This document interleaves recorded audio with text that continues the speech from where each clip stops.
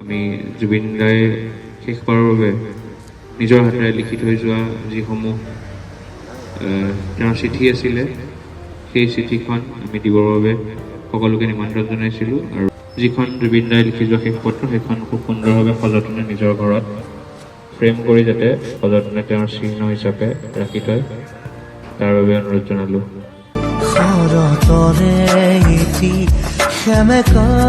ৰাতি শুনিছো নিয়ৰ ৰুমঝুম শৰতৰে এটি সেমেকা ৰাতি শুনিছো